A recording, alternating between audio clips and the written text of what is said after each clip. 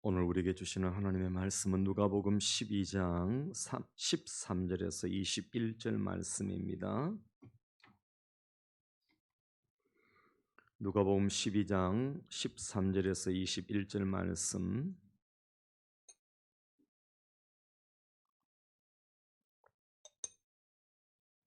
신약성경 115쪽 누가복음 12장 13절에서 21절 말씀 자신 줄 알고 봉독하겠습니다. 무리 중에 한 사람이 이르되 선생님 내 형을 미용하여 유산을 나와 나누게 하소서 하니 이르시되 이 사람아 누가 나를 너희의 재판장이나 물건 나누는 자로 세웠느냐 하시고 그들에게 이르시되 삼가 모든 탐심을 물리치라 사람의 생명이 그 소유에 넉넉한 데 있지 아니하니라 하시고 또 비유로 그들에게 말하여 이르시되 한 부자가 그 밭에 소출이 풍성하매 심중에 생각하여 이르되 내가 곡식 쌓아둘 곳이 없으니 어찌할까 하고 또 이르되 내가 이렇게 하리라 내 곡간을 헐고 더 크게 짓고 내 모든 곡식과 물건을 거기 쌓아두리라 또 내가 내 영혼에게 이르되 영혼아 여러 해 쓸 물건을 많이 쌓아두었으니 평안히 쉬고 먹고 마시고 즐거워하자 하리라 하되 하나님은 이르시되 어리석은 자여 오늘 밤에 내 영혼을 도로 찾으리니 그러면 내 준비한 것이 누구의 것이 되겠느냐 하셨으니 자기를 위하여 재물을 쌓아두고 하나님께 대하여 부유하지 못한 자가 이와 같으니라. 아멘. 오늘 사실 어린이 주일인데요. 다음 세대에게 무엇을 가르쳐야 합니까? 라고 하는 그런 제목으로 여러분들에게 말씀을 드리고자 합니다.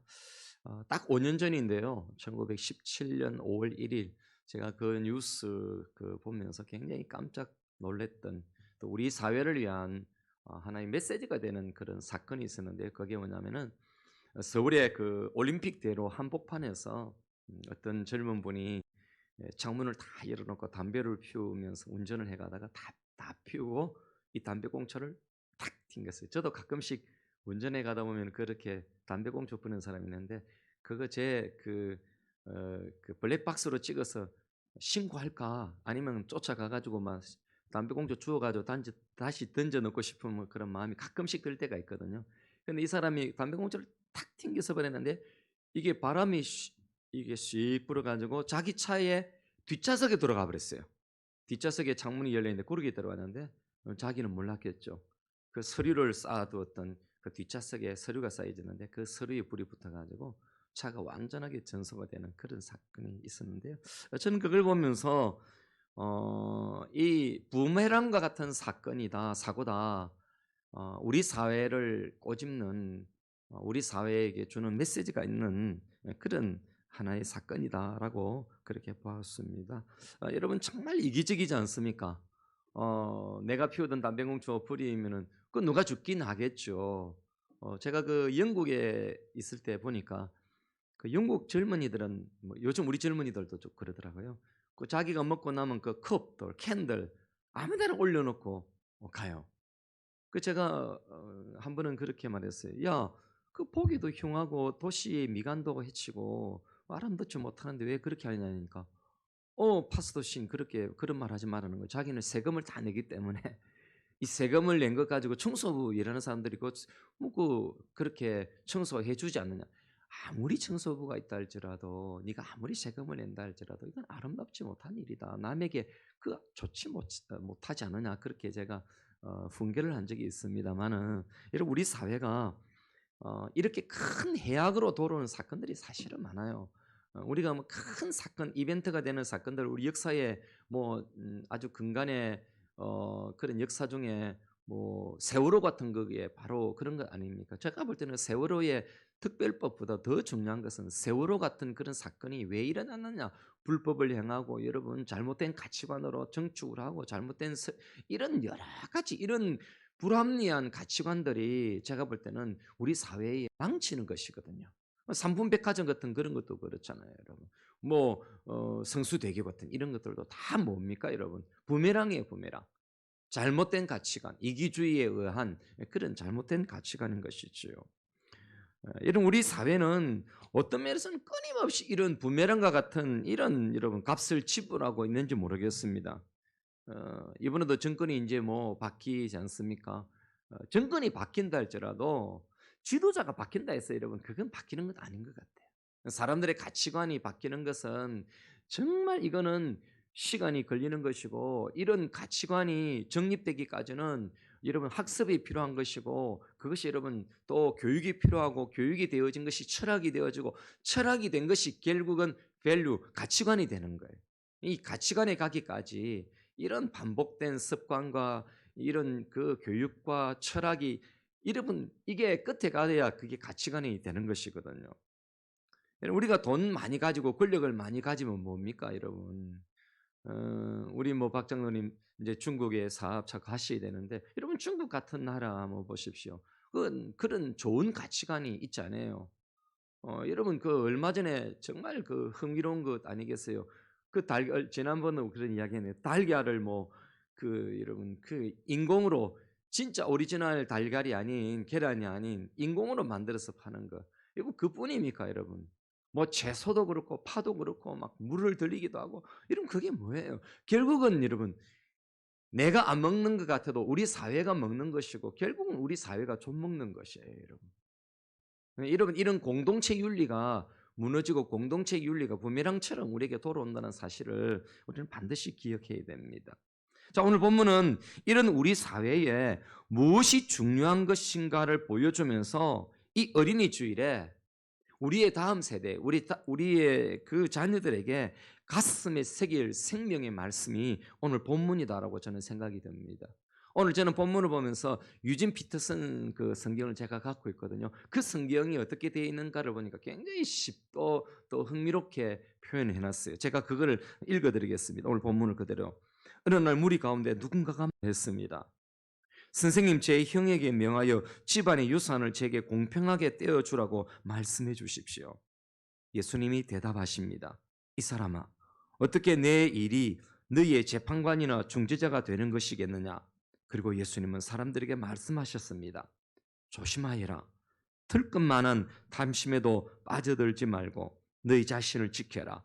너희의 소유가 많더라도 그 소유가 너희의 삶을 규정해 주지 않는다고 하십니다. 그 후에 예수님께서 그들에게 이런 이야기를 들려주셨습니다. 어느 부자의 농사가 풍년이 들었다. 그래서 혼잣말로 말했다. 어쩌지? 이 수확물을 두기에 내 창고가 좁구나. 그러다가 이렇게 말했다. 이렇게 하자. 창고를 헐고 더 크게 짓자. 그리고 내 곡식과 재산을 다 모아들이고 내 자신에게 이렇게 말해야겠다. 너는 크게 성공했으니 이제 은퇴해도 좋다. 평안히 네 인생을 즐겨라. 바로 그때에 하나님께서 나타나 말씀하셨습니다. 개정개역 성경으로 제가 표현하겠습니다. 20절, 21절에 어리석은 자여 오늘 밤에 내 영혼을 도로 찾으리니 그러면 내 준비한 것이 누구의 것이 되겠느냐 하셨으니 자기를 위하여 재물을 쌓아두고 하나님께 대하여 보유하지 못한 자가 이와 같으니라. 여러분 잘못된 세상의 가치관을 이렇게 지적하시는 것이지요. 여러분의 가정의 가치관이 뭡니까?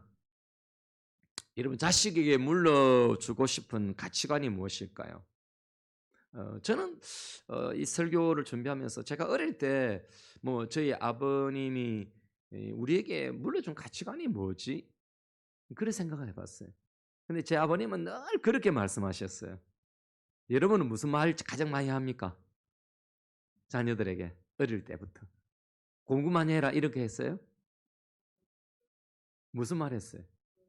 예배 잘 들으라 했습니까? 제 아버님은 교회를 안 다니신 분인데 이런 말씀하셨어요. 정직해야 된다 이렇게 했어요. 일본에서 나시고 자라셨는데 국가적으로는 일본이 그렇게 범죄국이고 그런 제국주의 그런 사상을 갖고 있지만은 일본 사람 한 사람 한 사람을 보면은 그래도 한국 사람들보다는 정직하더라는 거예요.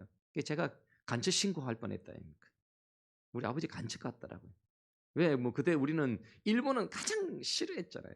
예? 북한과 더불어 싫어했던데 일본을 좋다니까.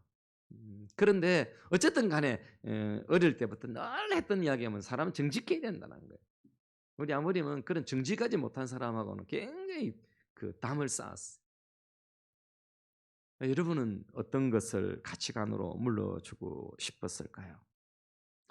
예수님이 예를 든 이 탐심을 가진 형제나 내일 일을 모른 채 자기 배만 채우는 이 부자가 되는데 그런데 있을까요?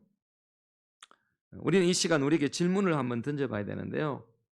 자식에게 물려주고 싶은 가치관이 이런 세상적 유업의 넉넉함인가? 아니면 오늘 예수님이 예를 들면서 숨겨놓은 것이 뭐냐면 하나님의 나라 유업인가? 라는 거예요. 오늘 보면 21절에 그렇게 끝나지 아니하고 34절까지 사실은 가야 합니다. 34절에까지 가야 되는데요. 여러분 거기에 31절이 대단히 중요한 내용이에요. 너희는 그의 나라를 구하라 그리하면 이것들은 너희에게 더하시리라. 이 말씀이 마태복음 6장 33절에서는 동일한 말씀 아닙니까? 하나님의 나라와 그의 의를 구하라. 그의 나라와 그의 의를 구하라. 그리하면 이 모든 것을 너희에게 더하시리라. 여러분 우리는 마태복음이 익숙하죠. 그런데 이 본문 앞에서 예수님이 원하시는 우선순위, 우리의 우선순위는 좀 다른 것 같아요. 여러분 마태복음 6장 33절에 있는 말씀 한번 보시면요. 그의 나라와 그의 의를 구하라고 했는데 우리의 관심은 어디에 있을까요? 그리하면 뒤에 있는 이게 더 관심이 많아요. 그리하면 이 모든 것들을 너에게 더 하신다. 이 말씀 우리는 더 관심이 많은 것 같아요. 그러니까 하나님이 먹고 마시고 입는 것 이거 내가 더 취하기 위해서 하나님의 나라와 그의 의를 추구해야 되는가라고 하는 그런 전제 조건이 그렇게 달린다 이 말이에요.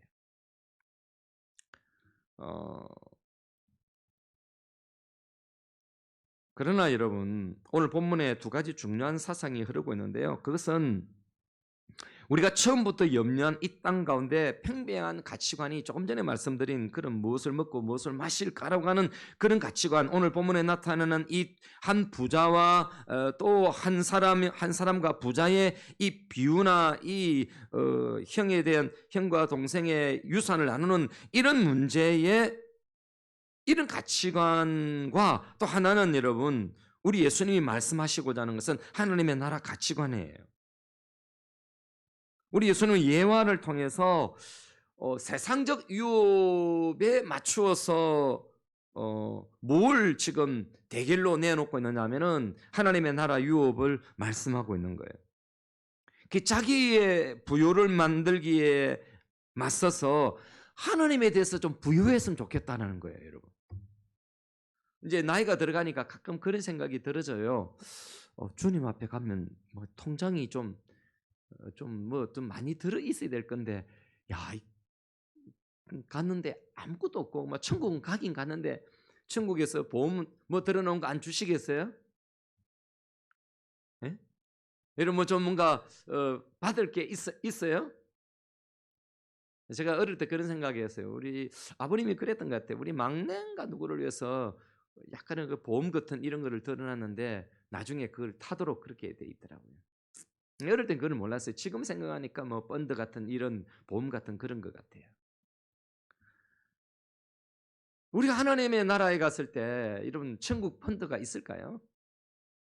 응? 뭘 이렇게 탁 내어놓고 오늘 부자처럼 갑작스럽게 주님이 예를 든 것처럼 비유든 것처럼 오늘 밤 네 영혼을 거두어 가버리면은 이 세상의 것은 네 것이 되겠느냐라는데 하나님이 예수님 말씀하시는 것은 천국에는 네 것이 있다라는 거예요. 하나님께 대해서 부유한 자는 천국에 있다라는 거예요. 그런데 여러분 천국에 그런 뭐 덜 놓은 게 있어야지. 요즘 이제 우리 동기들끼리 모이면 이제 한 10년 뭐 좀 적게 남은 우리 형님들 같은 경우는 한 5년 남았단 말이에요. 4, 5년 남은 그런 형님들, 은퇴한 형님들도 있어요. 그 모이면 무슨 이야기냐면 은퇴 이후에 우리 어떻게 살아가지? 큰 교회를 목회하는 목사님들은 뭐 이런 그 뭐 원로 목사나 이런 은퇴 이런 게 있지만은 작은 교회 개척 교회나 시골 교회 목사님들은 이 은퇴 후가 참 어려운 거예요. 그래서 우리 교단에서 적립을 들게 하죠. 저는 또 좀 늦게 들었어요. 어떤 사람은 일찍 든 사람은 조금 더 나오긴 하지만은 그래도 그게 뭐 다른 게 없다 보니까 걱정하는 그런 동기들이 있단 말이에요. 여러분 하나님의 나라를 걱정한 해본 적이 있느냐라는 거예요. 내 곳과 내 재물이라는 그런 사상과 대립의 각을 세우면서 오늘 예수님이 말씀하시는 것은 하나님의 나라를 말씀하는 거예요. 내 영혼아 쉬자고 하는 그런 개인주의를 넘어서서 남의 영혼을 생각하는 가치관이 흐르고 있느냐라는 거예요. 하나님께 대해서 부유한 것이 어떤 것이 하나님에 대해서 부유한 것이냐? 바로 여러분 나를 위한 삶이 아니라 누군가를 위해서 흘려보내는 그 삶이 하나님에 대해서 부유한 삶이라는 거예요. 여러분 하나님이 무슨 뭐 헌금을 많이 가져오라고 해서 하나님 배가 뭐 넉넉해지는 게 그게 뭡니까 여러분? 그건 여러분 다른 사람을 흘려보내는 거죠 여러분. 무엇보다도 전체적으로 여러분 대립의 구조는 하나님과 미련한 자예요. 하나님에 대해서 부유한 자와 자기 자신에 대해서 부유한 자는 미련한 자라는 겁니다. 여러분 이런 어리석은 자에 대해서 시편 14편 1절에 이렇게 말씀하잖아요. 우리가 잘 아는 말씀이에요. 어리석은 자는 그 마음에 이르기를 하나님이 없다. 즉 하나님이 없는 행동을 하고 하나님이 없는 삶을 사는 사람은 하나님에 대해서 부유한 삶을 살지 못하겠죠. 오늘 본문에 나타나는 이 지금 형과 동생의 유업을 나누자고 말하는 이 무리 중에 한 사람하고 또 예를 든 이 어리석은 이 부자나 똑같은 거예요. 오늘 저는 이 본문을 통해서 세 가지 우리 적용을 했으면 좋겠어요. 세 가지 꼭 기억하십시오. 첫째는 우리 자녀들에게 무엇을 심어 주어야 하느냐 하는 문제에 첫째는 여러분 하나님의 나라의 삶을 가르쳐 줘야 합니다. 굉장히 중요한 이야기예요, 여러분. 하나님의 나라의 삶을 가르쳐 줘야 돼요. 하나님도 없고 오직 자신의 배를 신으로 삼아서 살아가도록 해서는 안 되는 것입니다. 여러분 탐심에 눈이 멀면 다른 사람이 귀하게 여기지 않아요. 요즘 제가 잠언서 묵상하면서 이제 내일 아침에 볼 그런 또 잠언서 딱 묵상하면서 느껴지는 게 뭐냐면요. 6가지 내일 아침에 이름 꼭 보세요. 안 읽더라도 매일 안 읽더라도 내일 아침 보세요. 6가지 굉장히 중요한 덕목을 부정적인 덕목을 이야기하지 말라는 거예요. 남에게 이런 거 하지 말라는 거예요. 여러분 그 중에 하나가 뭔지 아세요, 여러분? 남에게 해를 끼치는 거예요. 남을 귀하게 여기지 않으니까 해 끼치는 거 아니겠어요? 여러분 남에게 해를 끼친다는 것은 내 자신의 탐심이 넘쳐서 그래요. 탐심은 우상숭배잖아요. 사망을 가져거든요. 나는 탐심을 가지고 그 사람은 죽어도 괜찮은 거예요, 여러분. 필리핀에서 온 선교사님이 그런 이야기 하더라고요. 필리핀에서는 사람 한 사람 죽이는데 20만 원이면 죽이던데요. 우리나라 사람들이 그 한인타운에서 필리핀 사람이 한국 사람을 죽이는 것도 많지만은 그 한인타운에 살아가는 사람들끼리 한인들이 필리핀 사람 돈 주고 사가지고 한 20만 원 주고 그 원수 같은 놈 죽여다. 근데 그 사람이 왜 원수가 되어지고 원수가 되어졌느냐? 다른 거 아니에요. 탐심 때문에 그래요. 내가 그 사람을 죽이면은 내 사업에 유익하니까 그렇게 한다는 거예요. 하나님의 나라 안에서 자신을 발견하고 하나님께 대하여 부유한 삶으로 나는 내가 아닌 삶을 살도록 해야 하는 것입니다. 여러분 이것을 우리 자녀들에게 가르쳐야 돼요. 나는 내가 아니다라는 거예요. 니는 니다 이거 가르치면 안 되는 거예요, 여러분. 야야야 누구야? 니는 니다 이렇게 말하면 안 되는 거예요. 니는 네가 아니다라는 거예요. 네가 누군가를 위해서 살아야 될 그런 사명이 있고 하나님이 주신 그런 소명이 있다라는 거예요. 부르신 소명이 있다는 거예요. 옛날에 구약의 제사장들 옷을 보면요, 그 메시지가 있어요. 그 제사장이 에봇을 이렇게 입거든. 에봇. 그 에봇에 보면 그 흉패가 있단 말이에요. 그 흉패가 이 가슴에 12개의 돌이 있어요. 여러분 그 뭐 돌은 다 몰라도 돼요. 뭐 이런 돌 저런 돌이 있는데 그 돌이 12개가 다 다른 거예요. 여러분 왜 12개냐? 20개 뭐도 아니고 왜 12이냐? 12지파를 말해요. 그러면 12지파만 말하느냐? 여러분 거기 12제자도 들어가는 것이고 거기는 바로 온 세계 열방이 그 속에 있다는 거예요. 온 국가가 있는 거죠. 온 열방이 있는 거예요. 그럼 제사장은 그 가슴에 모든 지파를 가슴에 품고 기도하고 모든 사람을 가슴에 품고 기도하고 모든 사람을 품고 하나님 앞에 예배드리는 자로 간다는 거죠, 여러분. 우리 자녀들에게 심어줘야 될 게 뭡니까, 여러분?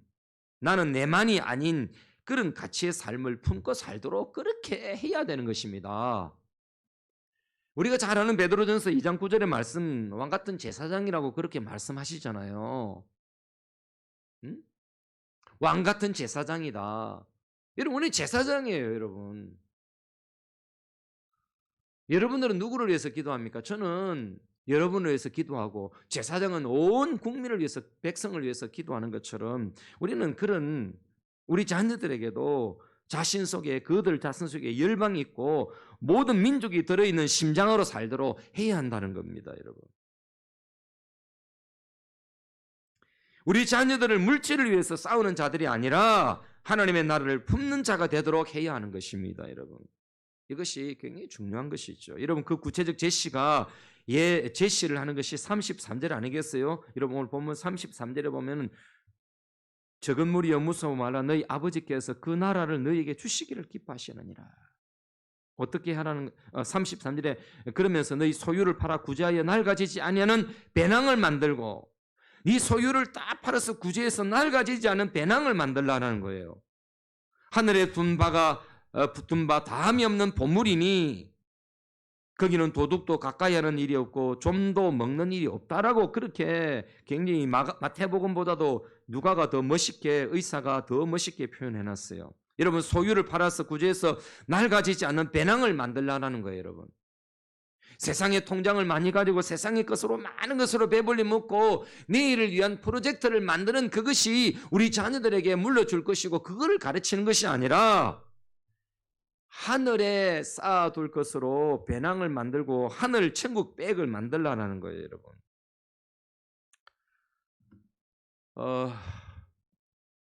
가끔씩 저도 가방 이런 거 보면 참 욕심이 생길 때 가방이 저희 집에도 많아요. 이런 작은 가방, 큰 가방이 있는데 제 친구가 좀 가끔씩 좋은 가방을 이리 들고 나오면은 야, 저 좋은 가방은 더 많이 들어가나? 더 이런 생각이 들면서 그래도 명품 가방 이런 거 보면은 근데 여자들은 훨씬 저보다 심한 것 같아요. 안 그래요? 안 그런 분들도 가끔씩 국보급으로 계시지만 대부분은 여성들이 여러분 핸드폰 귀한 거 들고 폼 잡고 그러잖아요. 그래 누가 그러더라고요. 명품과 짝퉁은 비 올 때 차이가 난다고. 짝퉁은 머리에 이고 비를 피하지만은 명품은 가슴에 넣는다는 거지. 진짜 들어보니까 재밌다 싶어요. 여러분 세상의 명품 가방이 아니라 하나님의 나라 명품 배낭을 갖도록 가방을 갖도록 그렇게 우리 자녀들에게 가르쳐야 하는 것입니다.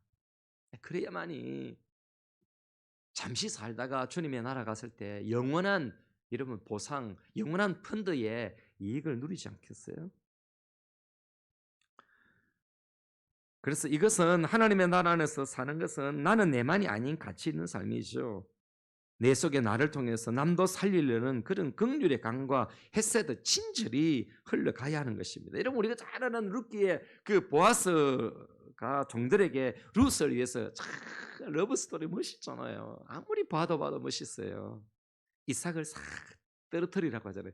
그 여인이 룻이 이렇게 이삭을 막 자기 거기에 넣을 때에 종들 보고 모르게 살짝 자존심 상하지 않게 이삭을 꺾어서 땅에 버려라. 여러분 그건 줍지 않거든요. 절대로 이스라엘들은 이삭 떨어진 걸 줍지 않아요. 가난한 사람들이 줍도록 놔둔단 말이에요. 룻이 얼마나 기분 좋았겠어요. 여기 이 밭은 이렇게 많이 떨어져 있네. 얼마나 기분 좋았겠어요. 여러분 그게 여러분 헤세드를 긍휼을 흘려보낸 것이고 그것이 부메랑이 되어져서 결국은 어떻게 합니까? 나이 많은 보아스 나이 많았습니다. 총각 아니에요.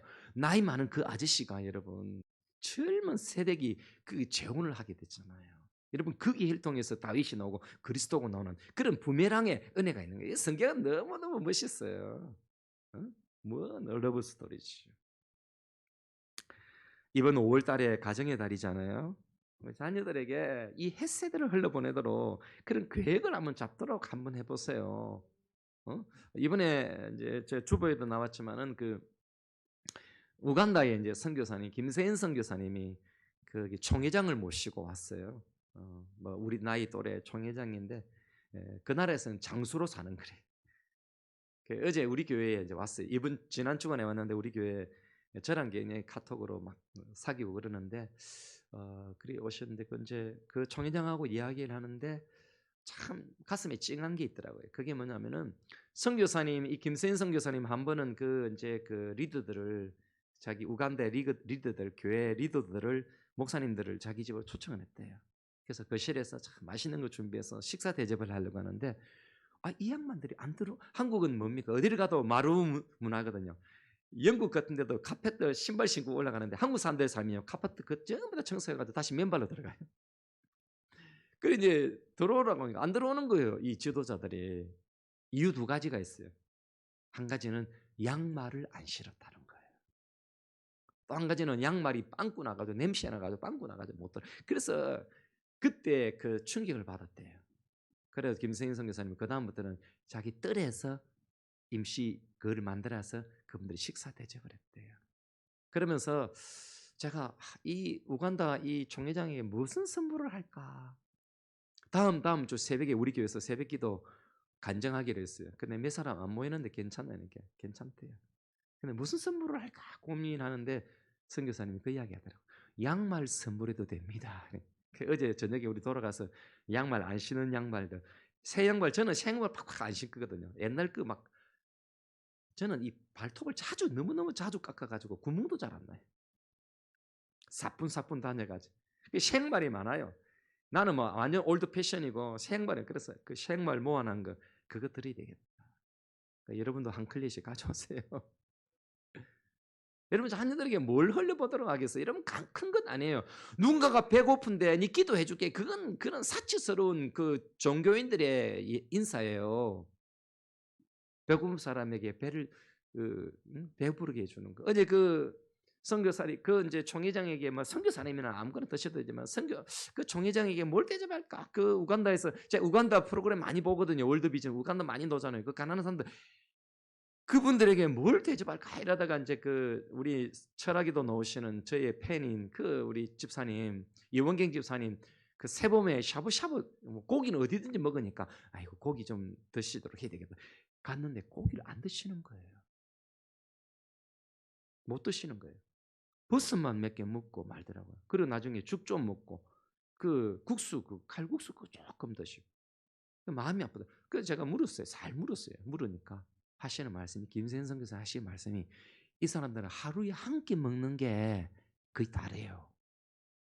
위가 아주 적다는 거예요. 그러니까 우리처럼 막 배가 터지게 먹고 근데 할매들은 더 많이 먹으라네. 우리 어머니도 그렇지만 밥심이 뭐 이게 밥이 막 심이 되려면 밥심으로 산다 사면 막 그렇게 많이 먹고 배 터지게 먹고 소화제 먹으면 우리 진짜 하나님 앞에 범죄하는 거라요. 그 사람들은 한 끼 먹는 거라. 한 끼 먹는 거. 그 마음이 되게 아팠어요. 한국 음식 맵고 짜서 먹는 것도 쉽지 않대요. 여러분 자녀들에게 부메랑으로 돌아올 그 헤세드 그런 긍휼이 그런 은혜가 무엇이 있을까를 생각하면서 가르치시면 좋겠어요.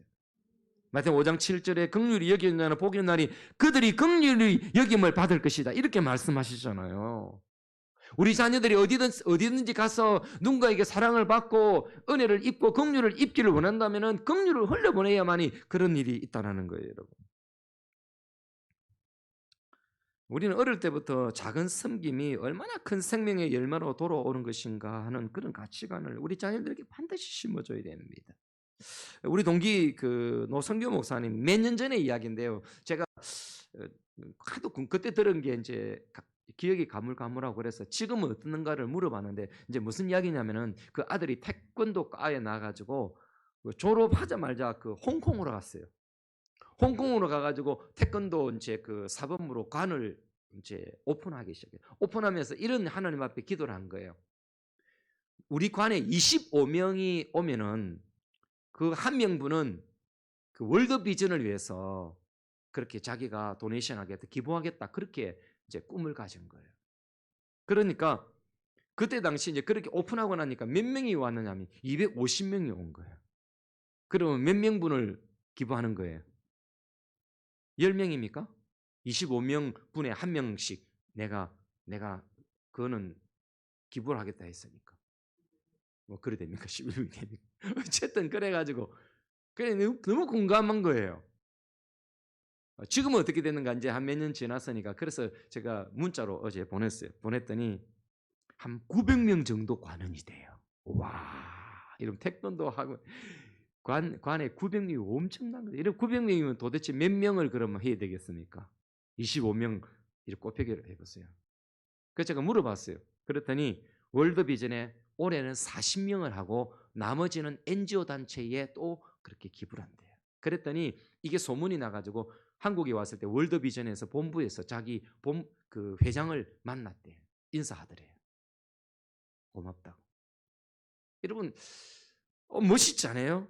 그 우리 동기 이 노성규 목사님이 어릴 때부터 항상 하나님의 나라를 가르쳤고 그 어릴 때부터 선교사들이 옆에 있었어요. 그 선교관 옆에 교회를 개척했는데 그 선교사들을 늘 만나니까 하나님의 나라에 대한 늘 이걸 심어준 거예요. 의식을 심어준 거예요. 여러분 우리 자녀들이 이렇게 기특하게 자라면 얼마나 좋겠습니까? 자기를 위해서만 자라고 자기의 욕심을 위해서만 자라는 그런 탐심에 그런 아우러져 있는 그런 삶이 아니라 흘려보내는 삶 말이에요. 여러분 두 번째로 우리 자녀에게 무엇을 심어줘야 됩니까? 예수님의 이름으로 세상을 변화시킬 가치관을 가지고 살도록 해야 됩니다. 그 데로 빌러라는 분이 쓴 그 하나님의 나라 가치라는 책이 작은 책이 있어요. 제가 그 책을 참 굉장히 아주 작지만 인사이트가 많았어요. 그분은 이렇게 말했어요. 그 책 안에 오늘날 많은 그리스도인들은 복음을 개인화시켰고 교회를 중심으로 한 이기주의적인 것으로 변했다. 이렇게 말했어요. 그 정말 좋은 지적이다 싶어요. 여러분 교회는 국가에 온전한 성경을 전함으로 국가에 영향을 미쳐야 한다고 그렇게 그분이 말했어요. 그렇지 않으면 국가가 교회를 제자화하고 세속화의 도구로 삼을 것이다. 이렇게 지적을 했는데 와 정말 국가와 개인, 국가와 교회 또 성도의 관계들을 잘 규명해 둔 것 같아요. 여러분 케냐는요. 아프리카 케냐는 국민의 90%가 그리스도인이에요. 그런데 세계에서 네 번째로 타락한 나라가 케냐랍니다. 아니 그리스도인이 90%인데 세계에서 네 번째로 타락한 나라예요. 여러분 기독교 가치관이 세상에 만연해 있지 않는 것이지요. 그냥 종교화되어 있는 것이지요. 여러분 오늘날 한국 교회가 그렇지 않나요, 여러분? 한때 우리가 25%의 그리스도인이라고 했지만은 곳곳에서 여러분 곳곳에서 그런 그 좋지 못한 일들이 일어나는데 그런 여러분 사기치고 막 이러는데 다 그리스도인들이 그 연루되어 있고 그 사업가들이 그 부정부패에 그리스도인들이 연루되어 있고 그런 거 많았잖아요. 여러분 그리스도인들은 세상에서 브레이크 역할을 해야 되는 거예요. 잘못된 그런 가치관이 흘러가는 것을 막고 브레이크 역할을 해야 돼요. 제가 그 보네프 이 신학자 여러분 독일의 신학 굉장히 좋아하는데 이분이 나치에 저항하다가 옥중에서 죽은 목사이고 또 신학자이잖아요. 이분이 유명한 말을 남겼잖아요. 만약에 미치광이가 차를 몰고 인도로 그렇게 낯설이고 한다면은 목사인 나는 단지 그가 치어 죽은 그런 사람들을 장례를 치르고 기도해 주는 것으로 그렇게 해야 하는가? 아니면 차에 올라서 그 미치광이로부터 핸들을 빼앗아야 되는가? 여러분 그건 그때 당시에 여러분 누구를 향해서 외치는 말이겠어요? 히틀러를 향한 말이었겠죠. 하나님의 뜻에 맡긴다고 아무것도 안 하는 성도가 아니라 공평과 정의를 행하라는 삶으로 하나님의 뜻을 드러내야 된다는 그런 이야기가 아니겠습니까? 여러분 세 번째 우리 자녀들에게 어떻게 살도록 해야 되겠습니까? 마지막입니다, 여러분. 저는 세상 속에서 이 좀 그림적인 언어로 우리 정지수사님 계시니까 그림 물감과 같은 존재가 되도록 해야 된다 이렇게 말씀드리고 싶습니다. 여러분 세상이라는 그런 도화지에 어떤 그림을 그리냐에 따라서 세상은 아름다운 그림이 될 수도 있고 그렇지 않을 수도 있어요. 여러분 성령님이 주시는 감동으로 공평과 정의라는 주제로 우리가 작품을 만들어야 되지 않겠습니까? 예수님이 십자가의 사랑을 잔뜩 받은 우리가 이 세상의 도화지에 정말 예쁜 그런 그림 물감이 되어져서 멋있는 그림을 그려야 되지 않겠느냐라는 거예요.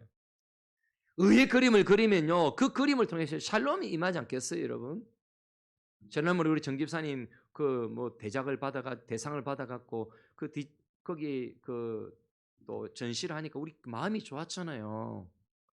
기분 좋았잖아요. 마음이 야 그림 보면서 야 멋있다, 정말 멋있다, 잘 그렸다. 여러분 이 세상에 그리스도인이 그런 그림 물감이 되어 세상에서 아름다운 그림을 그리면요 세상이 아름답게 전시되잖아요. 이 세상이라는 캔버스에 여러분 우리가 아름다운 물감으로 멋있게 그려놓으면 이 세상에 평화가 임하는 거예요, 여러분. 그 박계점 씨가 쓴 1987년에 쓴 그림 물감과 예수정이라는 책이 있어요. 그 책을 그 당시에 제가 그 87년 88년대 나오자마자 그 책을 읽었는데 와 충격이었어요. 그때 고신대학을 다니는 제가 뭐 학생으로서 엄청난 충격을 받았어요. 그 책을 단번에 읽었어요. 와, 굉장히 충격. 근데 그 책을 누군가가 가져가 가지고 이 책이 안 돌아왔어요. 이제 몇 년 전에 제가 그 책을 딱 보고 싶은 마음이 들었어요. 아무리 살려고 해도 살 수가 없는 거예요. 이게 이제 단절이 돼 가지고. 제가 얼마 전에 그 중고상에다가 알아보니까 그게 마침 그 책에 한 권 딱 들어와 있다는 거예요. 비싸게도 두고 그 책을 샀어요. 거기에 이런 내용이 있습니다. 기독교 사랑의 실천이 무엇인가?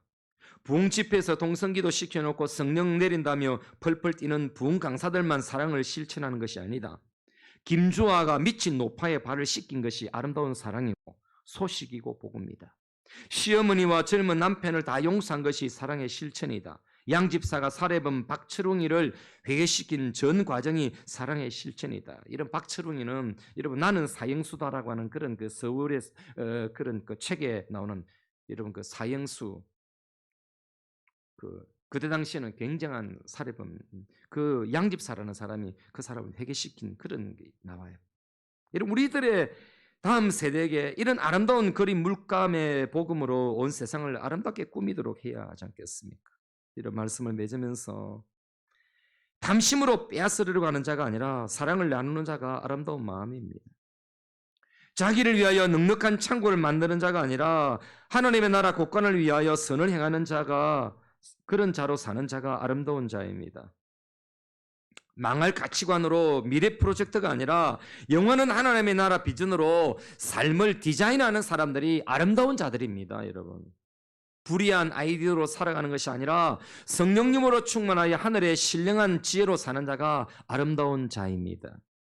여러분 서두에 제가 말씀드린 것처럼 그 부메랑 꽁초 이야기 결론을 맺습니다. 여러분 처음에 그 창밖에 던진 꽁초가 부메랑처럼 돌아온 것처럼 우리가 세상을 향해서 던진 잘못된 가치관들이 결국 우리의 미래가 아름답지 못한 결과를 가져오는 것이죠. 우리의 삶의 창 안으로 들어오는 것입니다. 여러분 아름다운 하나님의 나라 가치관으로 우리 아이들이 우리의 자녀들이 우리 다음 세대가 세상의 꽃밭에 사랑의 씨앗을 뿌린다면은 아름다운 꽃밭으로 그 부메랑으로 돌아오게 될 것입니다. 우리 자녀들에게 십자가가 있는 하나님의 나라 가치관의 부메랑을 세상을 향해서 날리도록 해야 할 것입니다. 이 5월 달에 여러분들이 그러기를 주님의 이름으로 축원합니다.